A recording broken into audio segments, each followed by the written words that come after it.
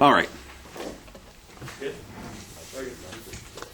We all like chocolate, right? I would almost guarantee that at least one time you're at the grocery store, you go to the check stand, and your first thought is, there's chocolate there, I'm going to get a candy bar. I mean, some of us now, we're still like that. I do it all the time. And it's become like second nature that we go and it's like, we buy this chocolate, we buy the food, but we don't even think about it. And if we think about it, our thought is, oh man, how many calories are in this, or something like that.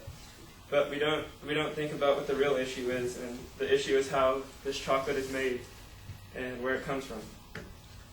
So the first step to making chocolate is to harvest the cocoa beans, and this is often done in the west part of Africa, and 80% of the world's cocoa beans are harvested in West Africa.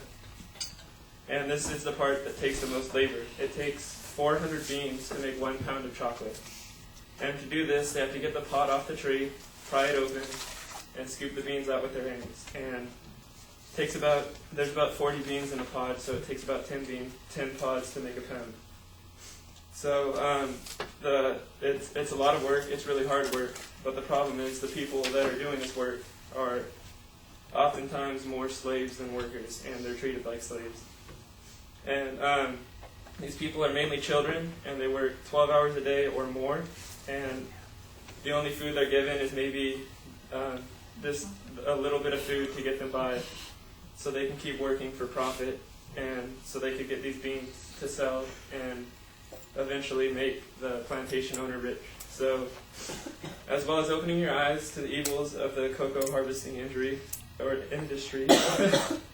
I would hope that my speech inspires you guys to either change the chocolate products you're buying, or at least look into it and formulate your own opinions on it, and join me in the fight against slavery and child labor.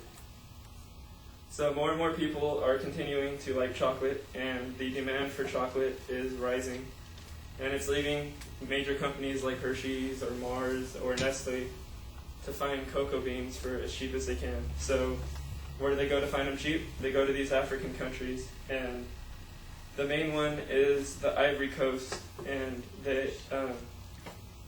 80% of the cocoa that is produced is in the Ivory Coast is exported to the U.S. or Europe, and it's believed anywhere between 50 and 70% of that is straight to the United States. So we're the main wrongdoers here. And in a study done recently by UC San Diego, they managed to come in contact with a few of the former slave workers or current slave workers. And one of them was a boy named Ali Diabathi, and he was picked up at the age 12 and offered a bicycle and $150 per year he worked there to feed his family. And to be fair, $150 there is a pretty decent sum of money. But he said he never got the bicycle and does not know whether or not his family's getting money or not. So when he started working there, he was only 4 feet tall, and carrying these bags with a mass number of beans in there was a lot of weight and a lot of work for one kid to do. And oftentimes he was carrying a bag that was physically bigger than he was. And if you were moving too slow or you weren't working hard enough, however that's defined by the boss, you would be brutally beaten. And oftentimes this was either with a bicycle chain or a tree branch from the tree that you were picking the beans off of. And the food they survived off of, if they were lucky enough to get food, was corn paste and bananas. And they barely got anything. It said they would cut a banana into 5 pieces to feed 5 slaves. And him and 18 other boys were forced to live in a 20 by 24 foot room, which is 480 square feet. So, to give an example, I have a 3-bedroom, 2-bathroom house, and that's 1,400 square feet. So, it's not a huge house, but it's still way bigger than what these kids have. And the only window they are given is a baseball-sized hole in the wall to let air in. And at that particular plantation, they worked from 6 a.m. to 6:30 p.m. And as soon as they were done working, they were sent to their room and weren't allowed out until 6 a.m. the next morning when it was time to work. And they were given cans to pee into. They weren't even allowed bathrooms. These beans that are picked are sent to places such as Hershey, Pennsylvania, where Hershey's is made, Wisconsin, where another famous American brand called ADM is made, in San Francisco for companies like Ghirardelli and Nestle. When asked about it, Hershey's will plead ignorance and say that they either don't know of the conditions, or they're shocked to hear that things like this could be a problem, but they've made little effort to make a change. So even the Chocolate Manufacturers Association of America knows about the slave harvesting, and they don't take a stand or do anything to change it. And so now to get to the part of what we can do, the first thing we can do to help is voice our opinions.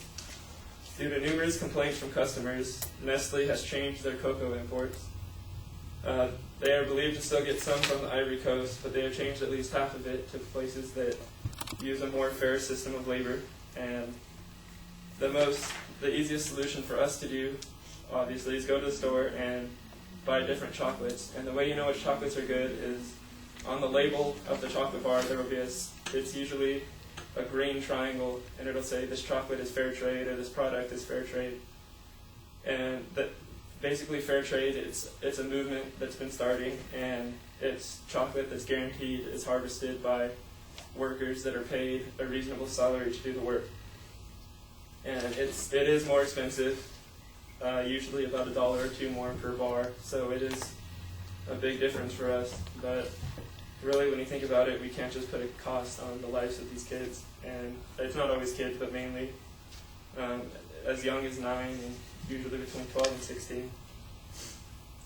According to handmadeexpressions.com, free trade chocolates are very, very available at all stores. Every store will have some kind of chocolate. The main brand of fair trade chocolate is Divine. It's called Divine Chocolates, and that's the one that is most known and a lot of people like. Fair Trade, or Trader Joe's has a fair trade brand that it's just Trader Joe's organic fair trade chocolate, and that's becoming the most popular one. Ben & Jerry's is completely fair trade chocolate and their ice creams. And there's a company also at Trader Joe's that they're called Dean's Beans, and they make free trade hot chocolate and coffee. And a lot of people, a lot of other brands are starting to come out with free trade hot chocolate and chocolate powder products. So in conclusion, I would like you to join me in fighting against this cruelty. The slavery should not be allowed. Please voice your opinions to these companies and do your research to formulate your own opinions, your own arguments, and research new brands that are fair trade.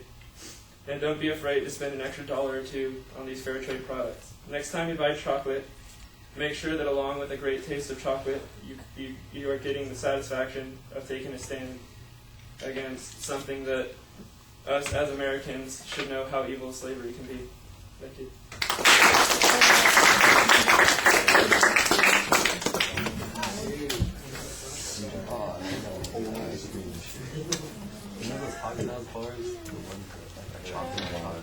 Oh yeah, or like the ones with almonds.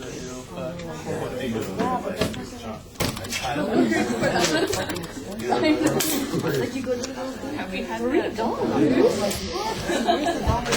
Costco and got the hand for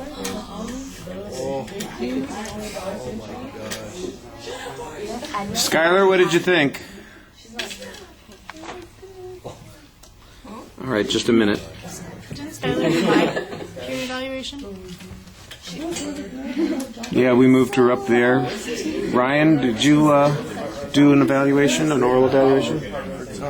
Oh, I did an oral, yeah. Yeah, an oral. You did an oral? Who'd you do that for? Yeah, Tuesday. Oh, I see it. There it is, right there. Gabby, yeah. Okay.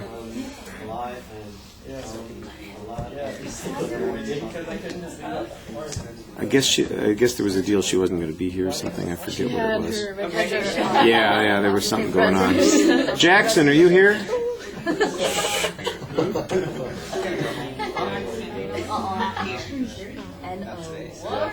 No bueno.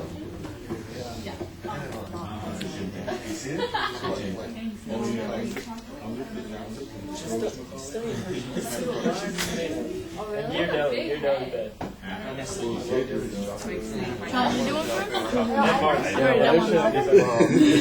Well, tell them what you think.